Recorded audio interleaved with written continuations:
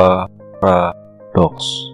Pandangannya menyisir penjuru bangunan, berharap segera mengenali sosok-sosok yang ingin ia temui. Dapat, mereka bertiga menempati selasar samping kafe, menghadap danau buatan milik kampus. Makasih udah nunggu gue. Alih-alih mengucap maaf, ia lebih memilih berterima kasih. Banyak tugas loh. Iya. Alasan sesungguhnya mereka tak perlu tahu. Dav, pulang ntar gue bisa nebeng ke toko buku Simpang gak? Tanyanya Bali. Sorry Lil, gue nganterin Lana soalnya. Seolah tersadar ia segera bersuara. Ya ampun. Maaf. Gue pikir lo masih sering bawa mobil. Lagi pula searah sama lo pulang. Maaf ya Lan. Gue lupa. Gini nih, gara-gara gue jarang update sama kalian. Dirinya tertawa canggung. Gak apa-apa kali Lil, santai aja. Lana menyahut memaklumi. Bareng gua aja Lil, gua juga mau nyari buku. Oh oke. Lo pulang jam berapa? Jam 3 gua jemput di gerbang. Oke, sip. Makasih sebelumnya Ger. Belum apa-apa udah bilang makasih. Kayak sama siapa aja sih lo. Lila menanggapinya dengan tawa sumbangnya. Gua pesen minum dulu ya. Ada yang mau nitip gak nih? Panggil aja Mas atau Mbaknya kesini. Gue lebih suka kesana sih Dav. Ribet loh. Gerda menatapnya malas. Kalian para cowok kayak gak tahu aja sih. Lila tuh lagi prospek gandengan wisuda ntar. Enggak woi, sembarangan. Beneran, gue cuma mau pesen doang kok. Lila berjalan masuk menuju dalam kafe yang masih nampak jelas dari bangku yang mereka tempati di luar. Lila gak ada cerita-cerita apa-apa ke kamu ya? Cerita apa? Ya apa aja. Gebetan mungkin? Gak ada. Lila tuh orangnya gak seterbuka itu ke aku. Tapi gak tahu ke kalian. Gak ada sih. Dia adem ayem aja tuh. Kalau ya? Yang ditanya menghentikan bahu. Ya udah sih.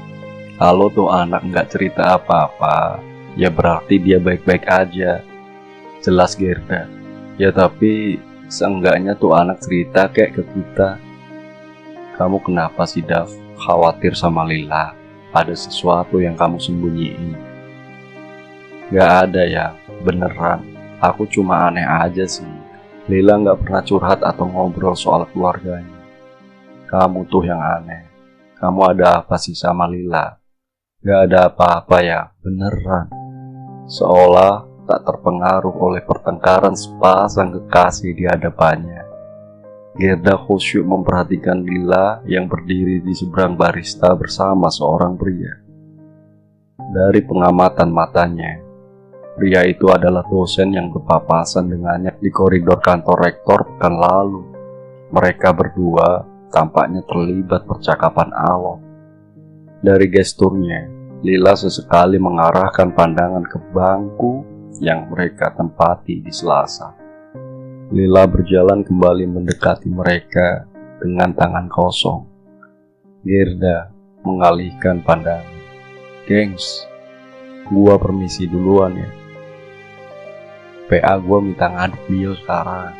Maaf ya, ucapnya sembari mengambil tas yang ia tinggalkan di samping Gerda. Ada masalah Lil? Gak ada kok Kang. Paling ngomongin progres gue semester kemarin aja. Gue permisi ya semua. Lila berbalik berjalan menjauhi mereka yang saling tatap kebingungan. Apa gue bilang? Lila tuh aneh. Yang aneh tuh kamu dah. Apa sih yang gue cabut? Gerda pergi meninggalkan dua insan yang masih asyik berseteru. Gerda berjalan dengan yakin menyusuri koridor gedung FEB di sore hari. Setelah hampir sebulan pertemuan terakhirnya dengan Lila di Selasar Cafe waktu itu, kini dirinya perlu bertemu langsung dengan gadis itu. Di mana? Gue ada urusan bentar sama PA. Lo tunggu bentar ya. Gue tunggu di Selasar kantin. Oke, ntar gue nyusul. Lila menyimpan kembali ponselnya ke saku celana. Beralih fokus ke lawan bicaranya yang sempat diinterupsi panggilan telepon dari Gerda. Gerda? Iya pak. Pria awal 30 di depannya ini mengusap kasar wajahnya. Mau apa dia? Belum tahu pak. Lebih baik tidak memberitahu meski dirinya tahu persis apa motif Gerda mencarinya. Apa hubungannya sama Alana? Nggak tahu juga saya pak. Bisa kamu pastikan kalau dia nggak ngejar Alana juga? Lila menatap dosennya sejenak. Untuk apa? Saya minta tolong sama kamu. Bisa. Untungnya buat saya bimbing kamu sampai sidang skripsi. Lah, itu kan memang tugas Bapak membimbing saya sebagai PA, supaya saya lancar kuliah sampai akhir. Saya pastikan kamu nggak dibantai di sidang nanti. Bapak yakin banget kalau saya nggak akan dibantai. Saya rasa ini nggak etis, Pak. Melibatkan urusan pribadi Bapak pada kelangsungan skripsi saya nanti. Kalau nggak ada lagi, saya pamit undur diri ya, Pak. Dirinya bangkit hendak keluar ruangan. Saya pastikan Bapak nggak akan kecewa sama mahasiswi bimbingan Bapak ini. Lila menutup pintu meninggalkan Ibra yang diam mematung di kursinya. Ger, gadis itu menepuk pelan pundak Gerda yang tengah asyik melamun sendirian. Kenapa malah nyasar ke sini? Gerda memberitahunya untuk beralih lokasi temu ke toko buku di simpang jalan. Lebih tenang suasana di sini ketimbang kampus. Oke, lo mau ngomong apa? Lo udah tahu apa mau gua, Lil? Lila tersenyum masa. Melihat Gerda seperti ini, pastilah kesabaran cowok ini sudah diambang batas maksimal. Lo mau apa dari gua? Uang. Gua rasa lo gak sematre itu deh. Matre sama realistis beda tipis kan? Tanya Lila retorik. Oh, jadi lo mau berapa? Sebut aja. Mereka berdua berdiri berhadapan di rak buku kumpulan novel. Lila meletakkan kembali buku yang dipegangnya. Gua gak butuh duit lo. Firda mengangkat satu alis. Gua butuh lo ngomong ke rektor untuk buat recommendation letter gua. Bisa? Lo mau lanjut S2 kemana? Penting untuk lo tahu. Bisa nggak? Gua bisa. Oke. Gua butuh lo untuk buatin janji temu dan kepastian kalau beliau bakal buatin surat itu. Selebihnya biar gua urus sendiri. Lo bakal bantu gua buat misahin mereka. Iya. Lo tinggal eksekusi rencana gua nanti di waktu yang telah ditentukan. Oke, deal? Deal. Mereka berdua berjabat tangan, tanda kesepakatan telah dilangsungkan. Penilaian Gerda terhadap cewek di depannya ini mulai berubah. Kesampingkan semua hal itu. Yang terpenting dirinya bisa selangkah lebih dekat menuju gadis incarannya. Perkelahian kedua cowok tenar berbeda fakultas itu menjadi pusat perhatian warga kampus. Kegiatan belajar mengajar terpaksa bubar demi menonton pergulatan antara mantan ketua BEMU dan anak rektor. Banyak pasang mata yang menonton mereka, tapi tak cukup berani untuk melerainya. Dalam perkelahian itu, mereka juga menyebut nama Lana yang notabene-nya mantan Dava, dan sekarang terlihat dekat dengan Gerda. Masa yang mulai mengerti duduk perkaranya mulai melihat Lana dengan tatapan menilai. Cewek itu mulai terpojok, dan berlari kabur meninggalkan kerumunan massa yang masih setia menonton perkelahian dua cowok yang katanya bersahabat itu. Bila memperhatikan semuanya dari lantai 2, kemungkinan terburuk dari kesepakatannya dan Gerda pun terjadi. Jebakan itu terbongkar. Rektor sampai turun tangan menarik anak lelakinya untuk menyudahi pertunjukan sok jagoannya di depan umum. Mata mereka bertemu. Gerda melihatnya sekilas yang menonton dari lantai 2. Lila terpaku ingatannya kembali ke sepekan lalu saat kesepakatan jahat itu dibuat. Lu bakal bantu gue buat misahin mereka. Iya, lu tinggal eksekusi rencana gue nanti di waktu yang telah ditentukan. Oke, deal? Deal.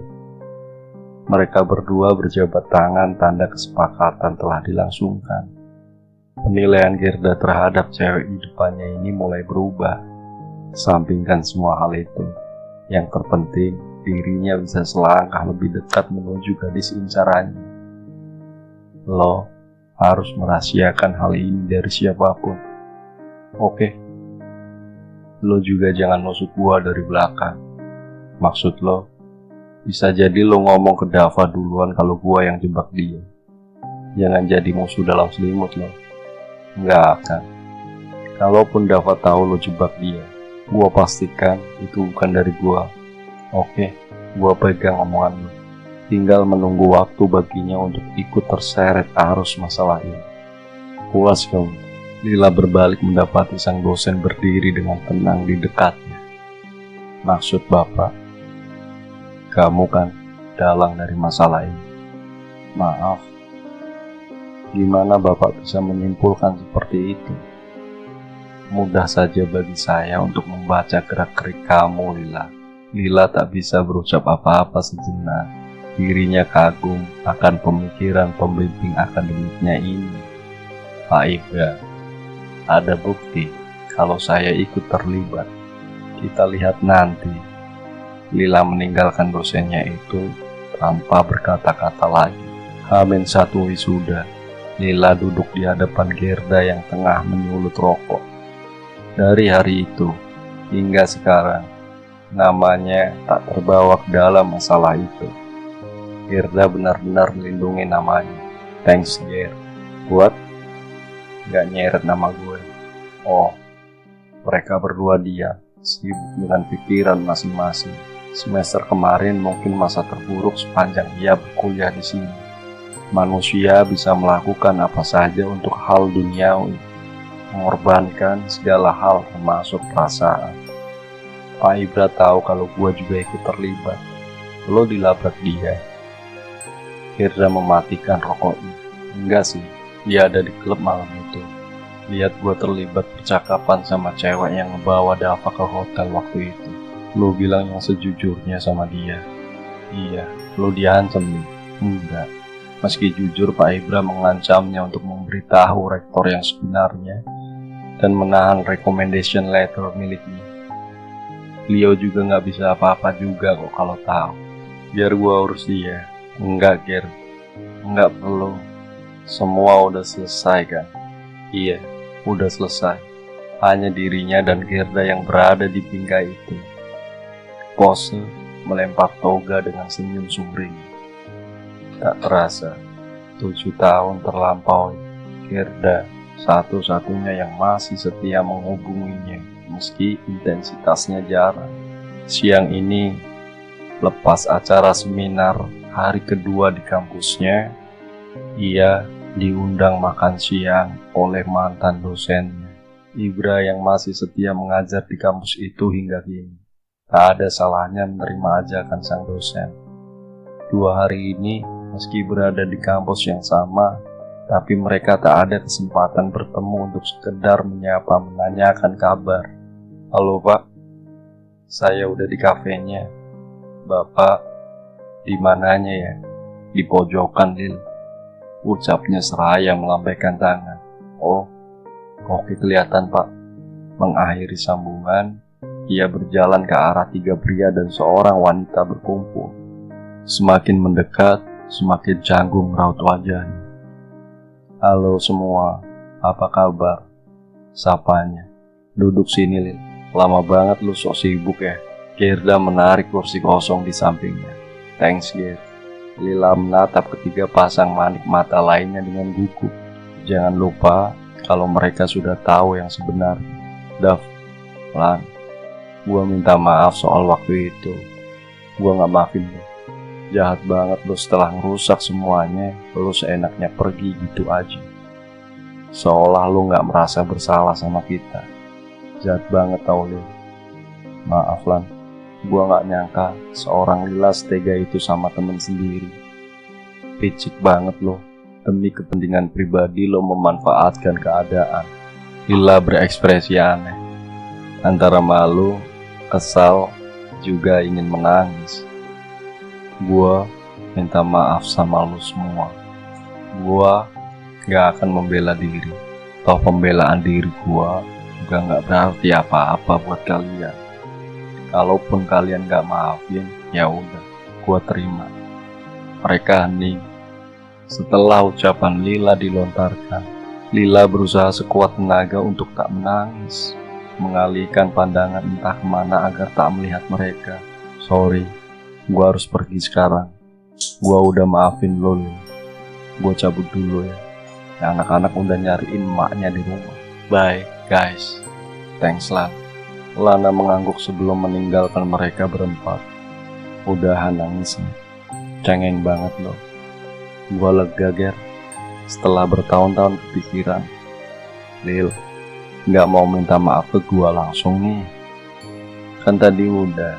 Kurang lah. Beliin gua apa kek atau traktir gitu. Lonjak lo ya. Tadi aja lo ngatain gua picik. Masa sih?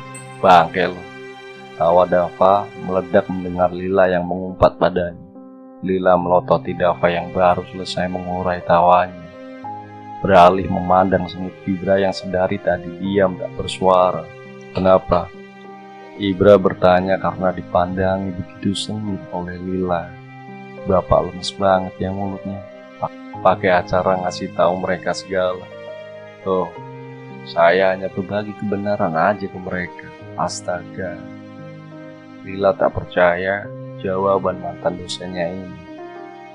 Ia tertawa sumbang. Kenapa lo ketawa-ketawa, Lil? Lucu aja cara kerja takdir membawa kalian semua ke titik ini. Dari kalian bertiga yang suka Lana, gak ada yang jadi suaminya. Bertiga? Maksud lo? Lo berdua gak tahu Pak Ibra juga ngincer Lana pas kuliah? Hah?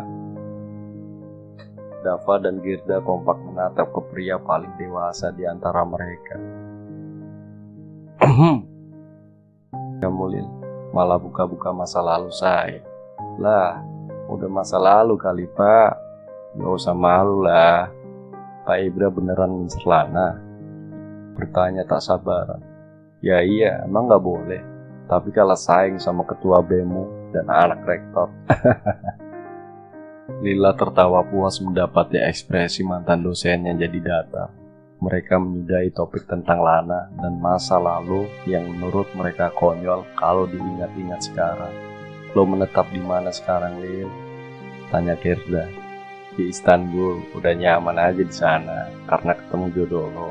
Enggak, dirinya membalas tanya Dava dengan wajah datar. Ngenes banget sih, Lil. Masa gak ada bule yang kecantol sama lo sih? Kalau gak ada kenapa? Sewot banget lo jadi orang. Ya ampun Lila, gue baru tahu lo bisa sensian begini. Dava berisik lo. Dava menghentikan tawanya, tapi masih menatap ke Lila yang menekuk wajahnya. Gak usah buru-buru Lil buat nikah. Gak boleh melangkahi sesepuh. Tunjuk Gerda dengan dagunya ke arah Ibra. Gak sopan kamu ya, balas Ibra. Pak Ibra belum nikah. Jadi bener dong, yang batal nikah itu Pak Ibra. Turut berduka ya Pak, ucap Lila sungguh-sungguh. Tahu dari mana kamu? Ada deh, gak penting juga Pak. Menikah itu di waktu yang tepat, bukan karena umur udah telat. Bijak banget loh, ucap Dava. Iyalah, jangan percaya si Lila suka ngebully. Kapan gua ngibulin lo, Gerda? Hati-hati, Lila suka makan temen sendiri. Kapan sih Pak saya makan temen sendiri? Tuh buktinya, mereka berdua masih utuh saja badannya. Lila menekuk wajah karena bulian 3 pria yang memojokkannya. Ketiga pria itu kompak tertawa karena puas menjahili Lila. Siang itu mereka habiskan dengan bernostalgia masa kuliah, juga rencana-rencana masa depan yang mungkin bisa direalisasikan bersama, membicarakan bisnis atau usaha yang mungkin akan mereka geluti nantinya. Semua yang dilakukan Lila seolah-olah menentang kebenaran dan pendapat umum, menjadikan dirinya terlihat seperti protagonis jahat di mata teman-temannya. Tapi nyatanya, tindakannya mengandung kebenaran. Lila melakukan bukan hanya untuk kepentingan dirinya, tapi memberi pelajaran untuk manusia lain. Karena apa yang mereka inginkan tidak semua akan sesuai ekspektasi mereka pada akhirnya.